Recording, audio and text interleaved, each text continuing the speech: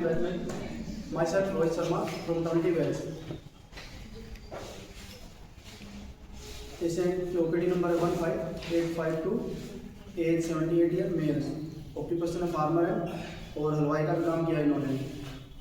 9 तारीख को आए थे, 2 फरवरी को जब इंस्पेक्शन था उस टाइम पे एडमिट हुए थे ये। तो इनकी चीफ कंप्लेंट थी कि पेट में गैस बनती थी और बार बार कह रहे थे कि मेरे सीने भारी भारी सा लगता है, बेचैनी सी होती है, ना खाने देती है ना पीने देती है, बस लगता है कि सीने में कुछ भारी भारी सा रखा हुआ है। फिर मैंने इनसे और फाइंड आउट किया तो कि पूछा कि डकार आती है, नहीं डकार नहीं आती, कोई जलन नहीं होती, किसी प्रकार कोई कुछ नहीं होता। बार बार एक ही चीज़ बता रहे थे कि मेरे सीने में भारी भारी सा मुझे लग रहा है, बस और कुछ नहीं है, ना कोई जलन है ना कोई चुभन है। किसी भी टाइम पूछा कि कब क्या होता, घटने बढ़ने का, उन्हें घटने बढ़ने कोई टाइम नहीं है, किसी भी टाइम घट जाती है, किसी भी टाइम बढ़ जाती है। खाने पीने से भी कोई कुछ लेना देना नहीं है कि मेरे को खाने के बाद होते हैं, पूरे 24 घंटे में कभी भी किसी भी टाइम हो जाता है, भारी भारी सा लगने लग जाता है। फिर मैंने पूछा कि कुछ तला भुना कुछ खाते हो? नहीं, मैं फास्ट फूड तला भुना तेल का ऐसा कुछ भी नहीं खाता हूँ।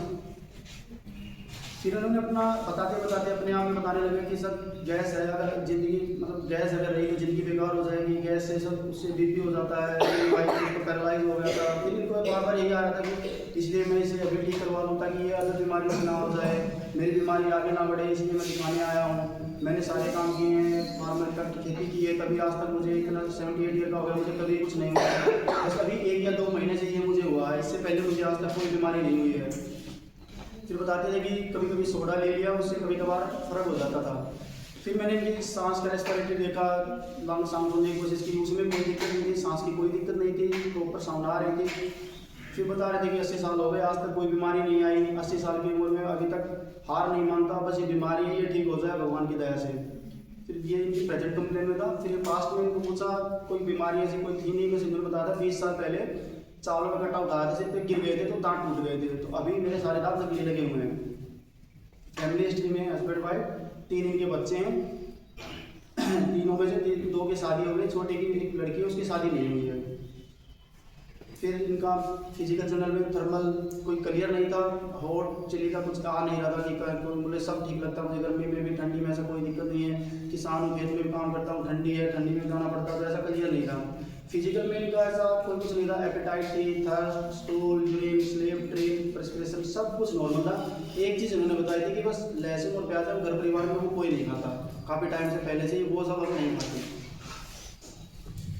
फिर इनका मेंटल जब निकालेंगे तो इन्होंने बताया कि बचपन से मेरी पापा के साथ कभी नहीं बनी है, वो घर वालों की सुनते थे तो उन्हीं के उसमें रहते थे, घर वाले तो बोल देते थे कि आपका बेटा ऐसा है, आपका बेटा वैसा है, वो ऐसे ही मानते थे, चाचा उनके कान भरते रहते थे, तो उनकी ज़्यादा वो सुनते थे, मेरी इतनी वो नहीं होती, कोई खास बनी नहीं उनसे। बोले बचपन में ही मैं घर छोड़ के चला गया था, तो फूफा थे उन्होंने मुझे पाला पोसा, उन्होंने मेरा सब कुछ किया है। मेरे चाचा चाची थे वो अगेंस्ट रहते थे, मेरे पापा कान भरते रहते थे, कहते रहते थे कि नहीं आपका बेटा ऐसा वैसा, वो सब उनकी ही सुनते थे। फिर जब शादी का टाइम आया तो शादी में चाचा चाची ने खूब अड़चन लगाई कि नहीं आपकी शादी मतलब होने नहीं दे रहे थे। फिर फूफा ने मेरी शादी करवाई। अब मैं उनसे अलग जो मेरी ज़मीनें थी वो सब मैं बेच के अपने अलग जगह पे आ गया हूँ। फिर मेरी वाइफ थी, उनकी मामलो अकेली थी, उसकी ज़मीन मेरे नाम आ गई। फिर जो घर वाली ज़मीन वो बेच दी और मैं अपनी वाइफ वाली उसकी 14 बीघा में थी, अब उस पर अपनी खेती बाड़ी करता हूँ। कोई किसी का नहीं होता। गुस्से का पूछा तो कोई अगर बेईमानी करता है तब मुझे बुरा लगता है। मैं बिल्कुल साफ आदमी हूँ, लोग सब लोग मुझ पर भरोसा करते हैं, कहते हैं कि दूसरे लोग होते हैं गाँव में अपने पैसे ही देके जाते हैं, सबको इतना ट्रस्ट है मेरे ऊपर कि मैं इनके पैसे सबके संभाल के रखता हूँ। फिर मैंने पूछा, सब निकाला किया तो मैंने ताकि अब ये बताओ कि आपको इस बीमारी से क्या लगता है।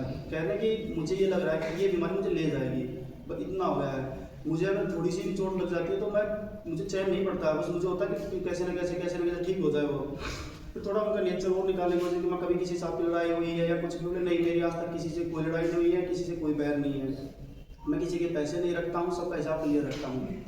फिर लास्ट में क्लियर करते करते मैं जब सिंथेसाइज कर रहा था, बट लास्ट में बोले कि आप मेरे लिए भगवान हैं, आप ही सब कुछ हैं, आपको ही मुझे ठीक करना, बस आप देख लीजिए। तो इस सब को पूरा लगा के एनालाइज करके इसकी कंप्लीट सिम्टम बनाया मैंने, लोकेशन, सेंसेशन, मोडलिटी, कॉन्कोमिटेंट, एक एक चीज़ फाइंड आउट करके तब इनका लगाया था कि जब इन्होंने बार बार बोल रहे थे कि मुझे कोई भी अगर चोट लग जाती है तो मुझे चैन नहीं पड़ता, तो मैंने लिया था कंसाइंस अबाउट ट्रिपल्स, छोटी छोटी बातों के लिए। फिर उन्होंने बताया था कि इसलिए मैं अभी ठीक करवा लूँ ताकि ये बीमारी आगे ना बढ़ जाए। मेरी वाइफ को बीपी हुआ था, पैरालाइज, इनको था कि फियर ऑफ डिजीज इम्पेंडिंग, ये दूसरा रूल मैंने लिया था कि ये बीमारी आगे ना बढ़ जाए। तीसरा लिया था माइंड फियर ऑफ डेथ। फिर एक रूलिंग लिया था जो इनको बार बार मुझे इनकी उसमें दिख रहा था कि बार बार कोई भी चीज़ है किसी से रिलेट कर देते हैं, मेरे पड़ोसी को उनको ये हुआ था मेरे साथ ना हो जाए, मेरी वाइफ को ये होता ताकि मेरे साथ ये ना हो जाए।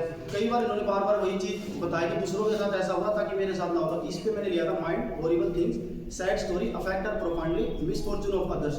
दूसरों का जो हुआ है कहीं वो मेरे साथ ना हो जाए। तो एक इसका मैंने कुछ डायग्नोसिस आया नहीं था क्योंकि क्लियर कुछ आने था, बार बार एक ही चीज़ कह रहे थे कि सीने में मुझे भारी भारी सा लग रहा है। ना कोई रेस्पिरेटरी कोई प्रॉब्लम थी, ना कोई हार्ट की कोई पैथोलॉजी बता रहे थे, ना कोई जीआईटी या कोई ऐसा सिम्टम आया कि कोई जलन हो, कोई डकार आ रही हो, गैस पास हो रही, सब कुछ सही था, खाना सही, स्टूल सही आ रहा। तो मैंने एक लिया था चेस्ट ऑपरेशन। चेस्ट हैवीनेस के क्रॉस रेफरेंस में जाके आता है चेस्ट ऑपरेशन। तो ये 5-6 रूलिंग लिए थे जिसमें से